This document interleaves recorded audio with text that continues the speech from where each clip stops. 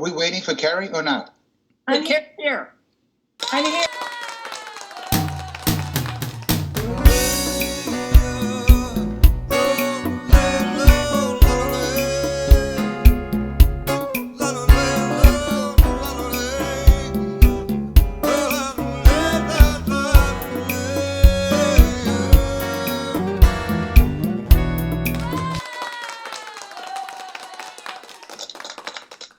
Welcome to AirPlay2020. Here we are. This is our 12th season. We've been doing this for quite a while, thanks to our wonderful producer, Rachel Love.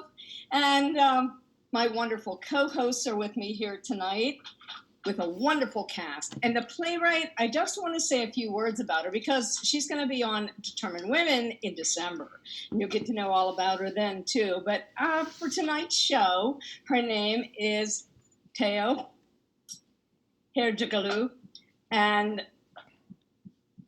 I just want to say that she is a phenomenal artist, writer, producer, director, and a translator. I started working with her as a translator, and she's just phenomenal. She knows the world of words. So you're in for a treat tonight.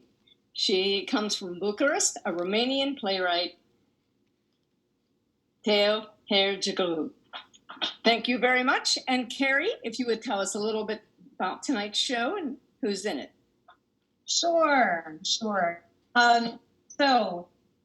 Tonight's show is Ain't No Sour Cherries for Dinner. Our playwright, Teo Herjigalou, is a theater director, playwright, actress, and translator, resident in Europe, Romania, Bucharest.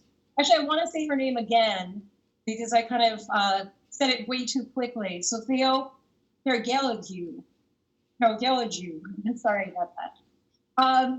She has over 20 years experience in performing arts, 28 years experience in creative writing, translations, interpreting, and tutoring. She's had extensive experience in journalism. She's also a representative of the Romanian Independent Theater. And just to tell you a little bit about our play tonight, Ain't No Sour Cherries for Dinner. This is a little synopsis. Gerald Thomson, an ex-stuntman in his early 70s, is now the special client of a hospital facility in Calabria region, South Italy. He's in a wheelchair as a result of a work accident. Louis, his son, flies from New York to Calanzaro in order to bring his father home, not only because he's getting married, but also because the medical care in the Italian hospital is rather poor. Gerald stubbornly refuses to get back home. The funny yet dramatic conflict which arises between the two reaches a climax when Gerald tells Louis that he is not his biological father.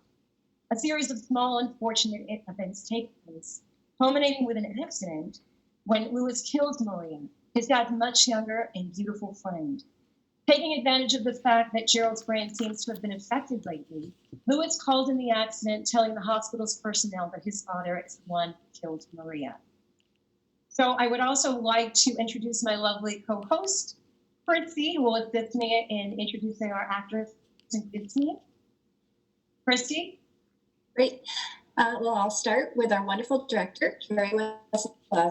She's a New York City-based actor, direct, host, and singer, and she's appeared in numerous off-Broadway, community theater, independent film productions, television, and international news programs.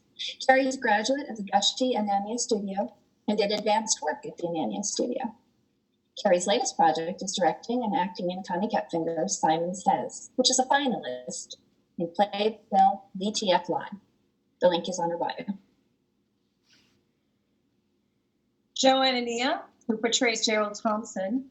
Joanna Nia is a New York City-based actor who was trained as an acting teacher in the Sanford Meisner technique by Philip Gushin, who was one of the founding members of the Neighborhood Playhouse and whose acting credits include work on The Sopranos, Law and Order, as well as films, national commercials for theater, performing in contemporary plays, as well as plays by Ionesco, Chekhov, and Molière. Joe recently appeared in two one-act plays in New York, The Bear by Anton Chekhov and Penguin Blues by Eton Phillips. Joe is the founding member of two theater companies in New York City, Performers Ensemble and Inner Vision Theater Company. Joe's recent one-man show, Split Decision, premiered at the Cherry Grove Theater.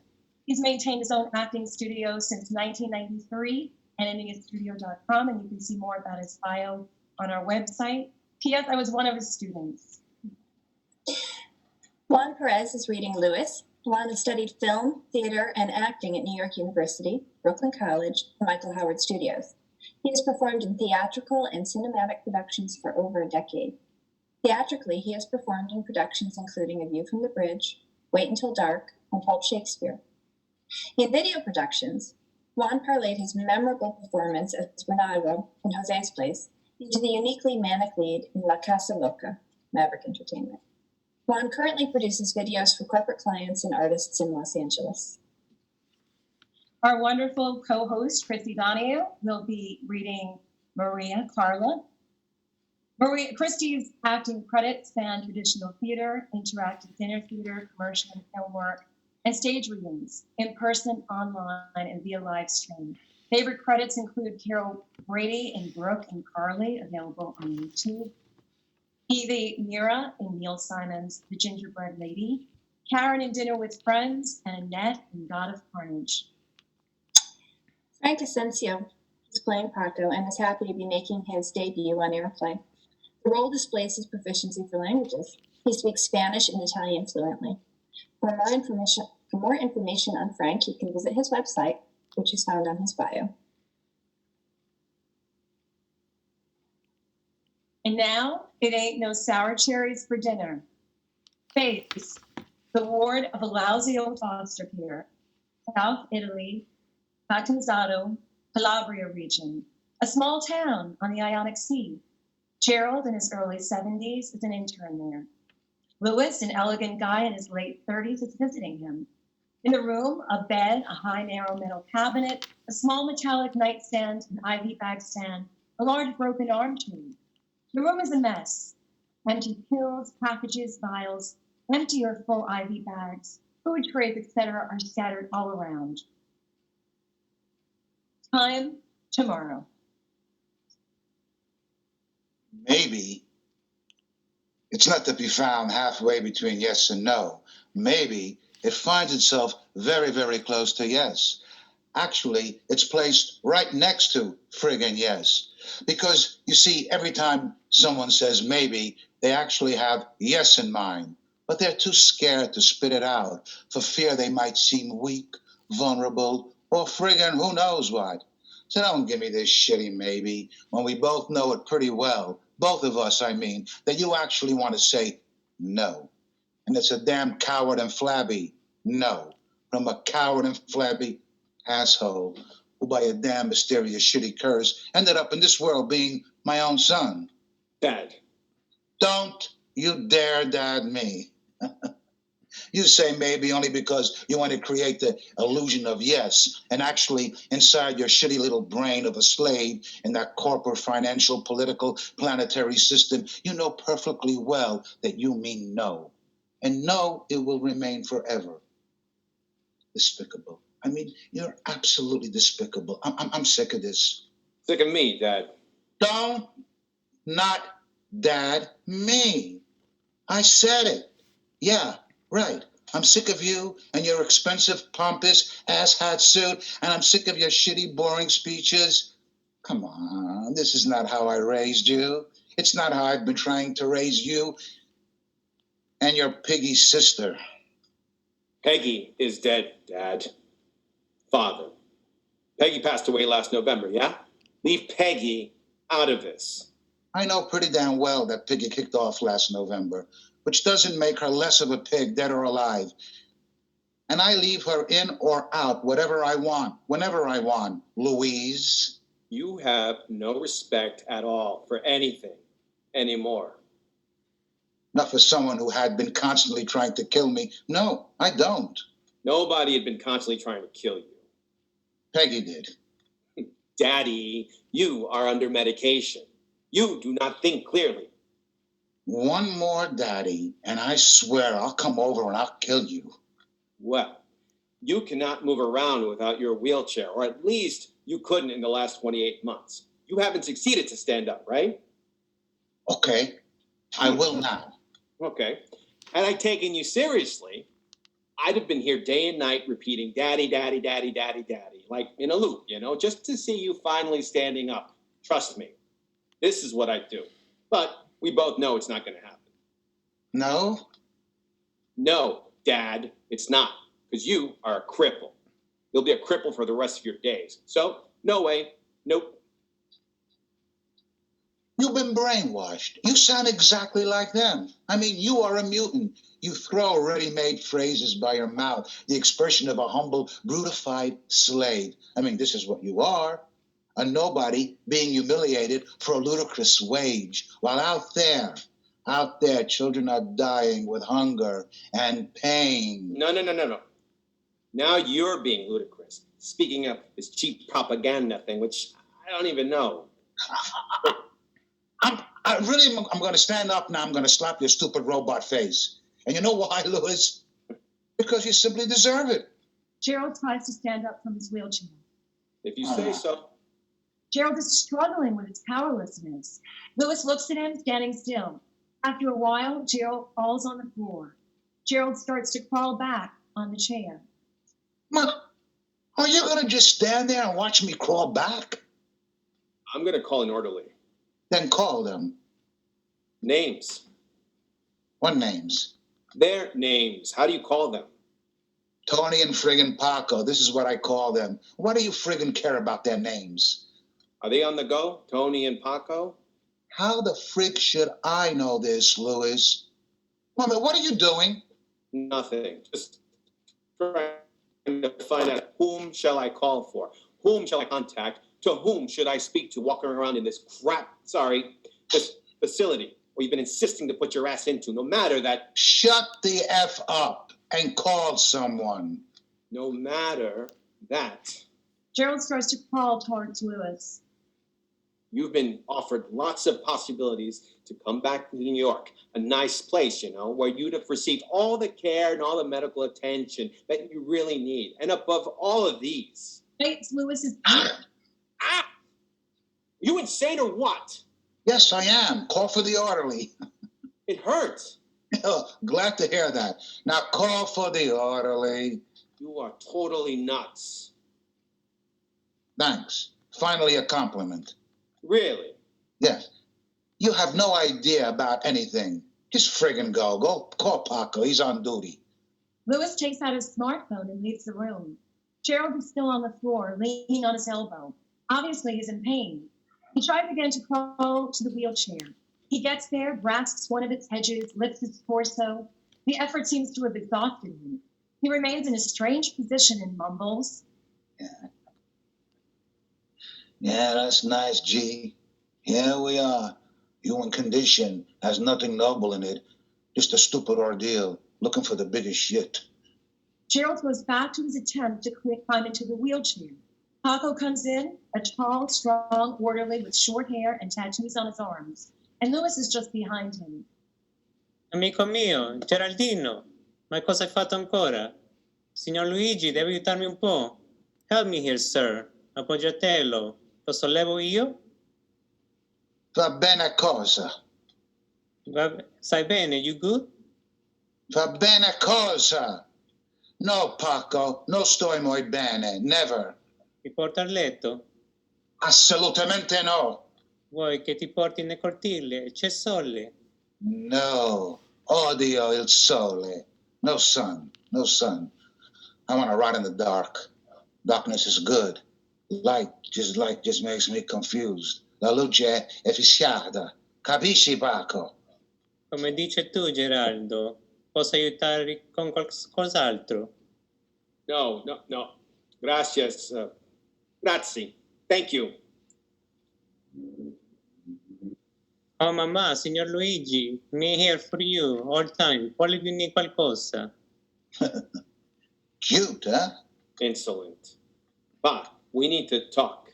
We definitely need to talk. Seriously, Father, I mean it. Well, I imagine that you have not crossed the friggin' ocean just to pay me a visit. I mean, it would be very none yourself. You got to come back to New York. We got to do this together tomorrow. What? New York, tomorrow, you and me. Oh, I see. No. Oh, yeah, you have to. Please, I can explain. No, you cannot. I mean, though it would be funny, you explaining this, even if I'm not to be persuaded, but it would be just funny. You doing something interesting for once, like explaining things to me, making them hold water, using bright arguments, being coherent. Well, you can't, right? Can you? Because you don't allow me to. Because I know you. What do you mean? I mean exactly what you decide you want to believe I mean. I'm getting married. Good boy, me too. Sorry? I said me too. You two what? I get married. I also get married. To whom? To home. Don't copy-paste my cues like a moron. I am being serious. I do not copy-paste anything, dumbass. I was just asking, whom are you going to marry? Period. No. I asked first. Yeah, but I'm your father, so you answer the first. Okay. Her name is Dakota. She's a financial consultant.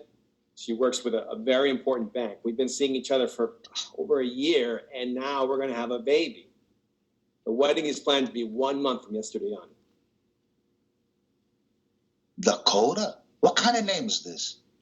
She's 35. She's beautiful, clever, and special. Oh, they could have named her Minnesota as well, if you ask me. I don't. She has a brother who's a lawyer, and her parents live in Seattle. Oh, why not Canada or Florida? Indiana, maybe, even Virginia. Oh, yeah, Virginia doesn't sound bad at all. Virginia sounds possible. Great. Her name is Dakota. Dakota Fanning. Funny. Dakota Linson. Does she have a middle name, too? Frigate, Pa, we're not doing this. But does she or does she not? What's the relevance of this shit? Does she? Yes, she does. What, Nebraska? Carolina.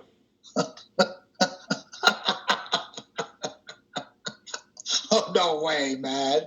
I mean, is it North Carolina or South Carolina? Oh, I guess it's South Carolina. Gerald shows a wide, sarcastic smile. Louis feels uncomfortable and more irritated. Okay, what's her name? You see? Now we start communicating here. Maria. Blended. And? And what? And what else do you want to know? Oh, yeah, sure. What else? What does she look like? Irresistible. I wouldn't expect less. What does she do for a living? She's an artist. She paints. Well, listen here. I'm positive I have some of her works around here, somewhere. Now, if you behave, I might show them to you. It's not necessary. Oh, it is. She'll open an exhibition, and I'm going to finance this thing. She's very talented. She's practically an emerging star with paint art, and she's totally fallen for me. You bet. And after that, we get married. Wow. Gonna stay at hers? Nope. At hers is not a solution to satisfy me. Isn't it? Why so? Well, she stays with her parents and her two sisters who are already married. So you say. Her parents, Right. Her mother, Gina, her father, Victoria, her sisters, Renata, Amelia. They're both older than her, and those husbands, Paolino and Teatro. And, of course, the nephews and the nieces, and you got Franco and Cesaro and Daniela. And how old is she? Who? Your fiancée. Oh, Maria. I don't think I can tell precisely. Well, give or take. What do you say? Well, I say she looks less than she really is, so she's got a fantastic body. I told you. Though I insist. I mean, let me ask you, why does it matter? Right. It doesn't. She's 28. I mean, maybe 29. Uh-huh. Cool. Very cool. She's younger than you are. 10 years younger. Well, give or take. And she wants to marry you. She can hardly wait. What about her family? What do they say? They can hardly wait. And where are you two going to live? Well, we're going to buy an apartment or a small house on the beach. And then you'll be totally broken. I might, yeah. And you'll support yourselves doing what? Oh, painting. She's a painter. I told you. What? Wait a second. Gerald moves around in his chair and rummages through the room. What do you need? Wait a moment. What are you looking for? The proof I'm not lying to you. She's an excellent artist. Under a pile of limp, dirty clothes on the bed, he finally finds 3 sheets, more like posters, like 20, 30 inches big, rolled up together. Gerald unrolls them carefully. On these posters, one can notice some images painted in watercolors. Very harsh colors, very grating combinations, artless shapes. It looks like it was done by a 12-year-old who has failed his drawing class project. The 3 pictures try to reproduce a pink horse, a burning mermaid, and 2 purple briars. Proudly, Gerald shows them to Louis. Hey, here you are. Have a look, boy. And take your time. Louis looks at them and his face starts to show a feeling of horror, but he controls himself. He tries to keep a poker face. Well? Well, what? Well, what do you say? Do I still have to say something? Well, that would be elegant if you can, of course, but I get it. You're frozen with emotion because, yes, indeed, these paintings discharge a vibration which... No. No? What do you mean, no? I mean, I am frozen. I am in shock. But not with emotion, with astonishment. Right. First time I saw her work, I also was in a state of astonishment. Her work. Yeah, her artwork, yes. Father. Yeah? There is no art here. There's no work. There's not even a touch of talent. These are some shitty, tasteless, skillless, chromatic, senseless, cheap drawings. These are an offense to the real painting. These are complete garbage. A shame. No shit. No shit. And what I do not understand here is whether you are truly pulling my leg now or your disease has been advancing so much that you're genuinely unaware of the fact that this woman is mocking you big time. I can't figure this out yet. Well, shall I help you? Yes, please. Just to be clear, accept my motion dysfunctions, which I gratefully owe to your dearest Peggy. May God bless her soul. You should know, son, that my brains are as clear and active as they were when I was 20 years or so. The disease, as you like to put it, is not an issue here. Besides, the fact that you, a mediocre public servant with no artistic painting knowledge whatsoever, are not capable of understanding Maria's art. This doesn't make Maria less precious. And may I add to all of that... Your Maria. Yeah, my Maria, my fiancée, my lover, my future wife, my artiste, my star, my hope, the woman of my life. It's her I'm talking about. We fly to New York tomorrow. We do it together. This conversation ends now. If you need help to... This conversation ends when I say it ends.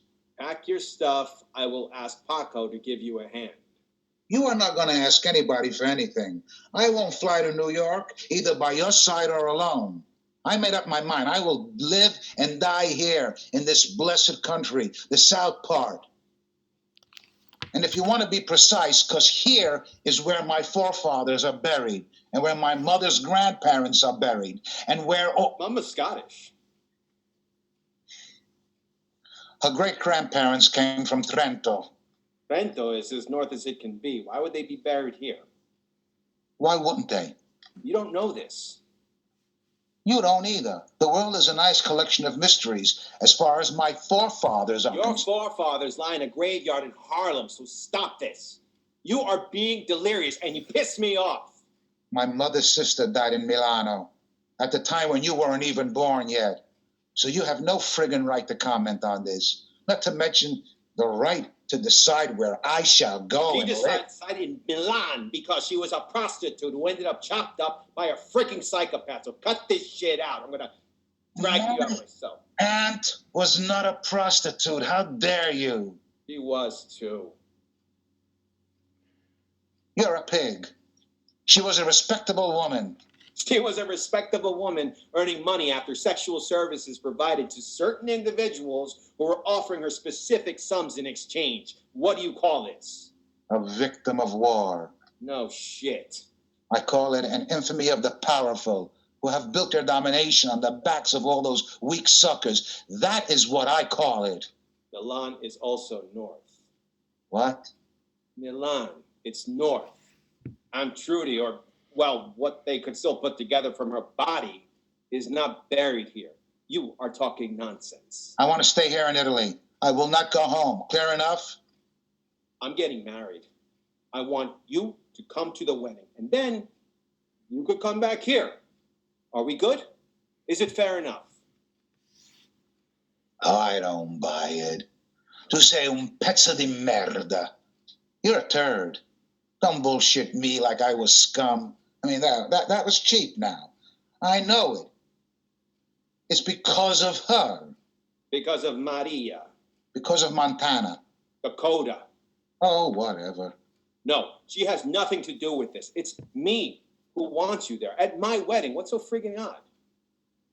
It's not odd, it's just inappropriate. It doesn't fit. Doesn't fit where? The rest of our lives so far. Maybe I just want to make it right. You don't want to make it right in your 40s. I don't? No, you don't. Why not? Because there's no time left for that, making things right in other people's lives when you turn 40 yourself. 39, to be precise. You can barely make it right now with your own life. You're also a part of my life. Am I? Father, you're a bit scared. I can see that. But you don't need to make a fuss out of it. You know what? Maria? What about her? Maria, she's also invited to the wedding. She can come, all right? You both come. What do you say? I say it's incredible. Isn't it? Yeah, really incredible. The way you're trying to F me around. I mean, to bullshit me. I'm not bullshitting you at all. Why would I? No, she's your friend, so... By the way, does she have a visa for the States? Hope she does. Otherwise, it would take a while to, formalities. Maria is not my friend. She's my wife-to-be. How old is she? Who? Arizona. Her name is Dakota. Try to remember this. If you can, of course. She's 35. Already told you. Why interested? Maria is younger. She's more beautiful, more spectacular than your future bride. I wouldn't like her to feel outclassed at her own wedding. I mean, that's really garish. She won't. She's a smart woman. And she looks quite young, too.